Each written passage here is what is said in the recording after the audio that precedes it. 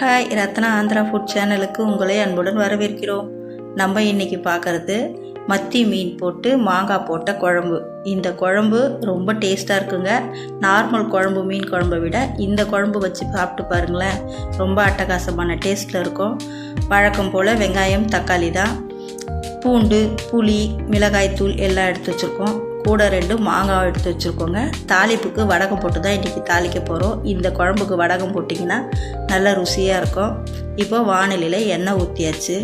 எண்ணெய் நல்லா சூடானதும் நம்ம எடுத்து வச்ச வெந்தயம், பெருங்காயம், கடுகு, 2 காஞ்ச மிளகாய் போட்டு தாளிச்சுக்கோங்க.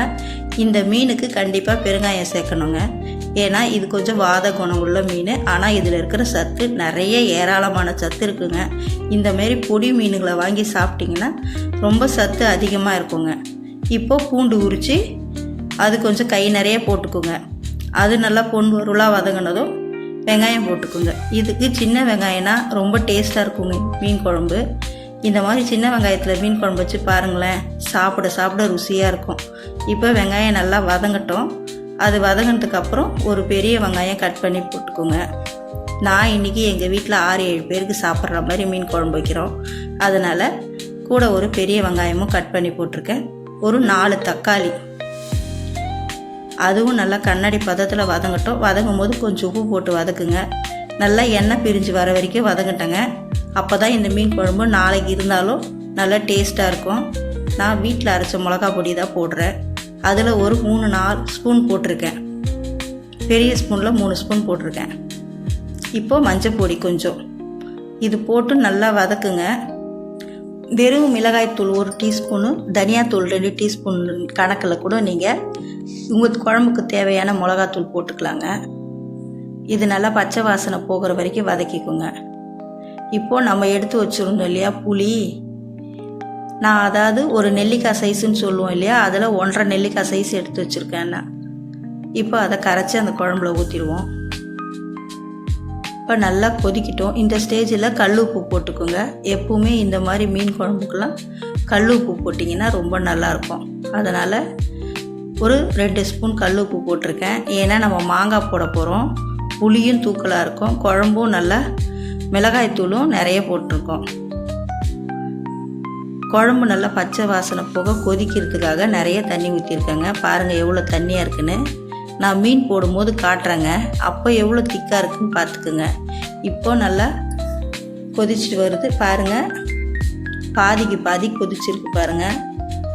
குழம்பும் கொஞ்சம் நல்லா திக்காக இருக்கும், உங்களுக்கு கொதிக்கும் போதே தெரியும்.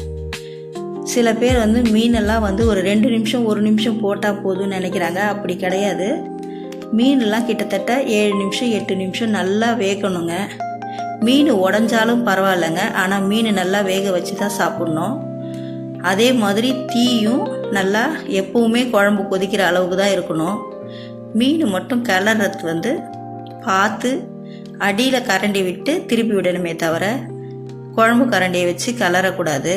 அந்த மாதிரி செஞ்சாலும் மீன் உடையாமல் இருக்கும். குழம்பு நல்லா தலை கொதிக்கணுங்க. அப்போ தான் மீனில் நல்ல விஷயமும் இருக்கும், கெட்ட விஷயமும் இருக்குது.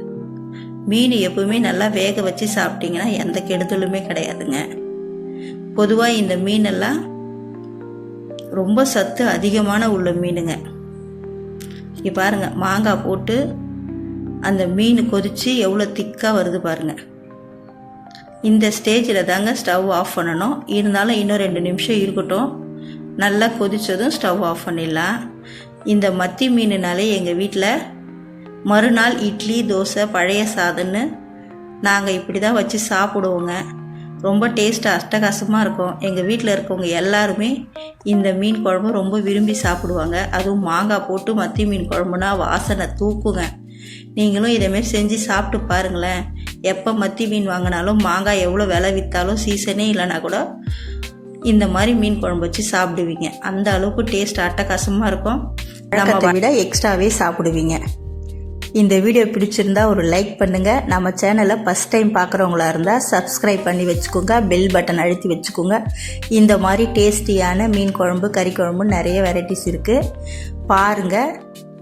இப்போ சாப்பாடு ரெடி ஆகிடுச்சு பாருங்கள். சுட சுட சாதம், மத்தி மீன் மாங்காய் போட்ட குழம்பு, வறுவல், மீன் வறுவலோட சாப்பாடு ரெடி ஆகிடுச்சிங்க. அட்டகாசமான மீன் குழம்பு தான் இன்றைக்கி. செஞ்சு சாப்பிடுங்க, சந்தோஷமாக இருங்க.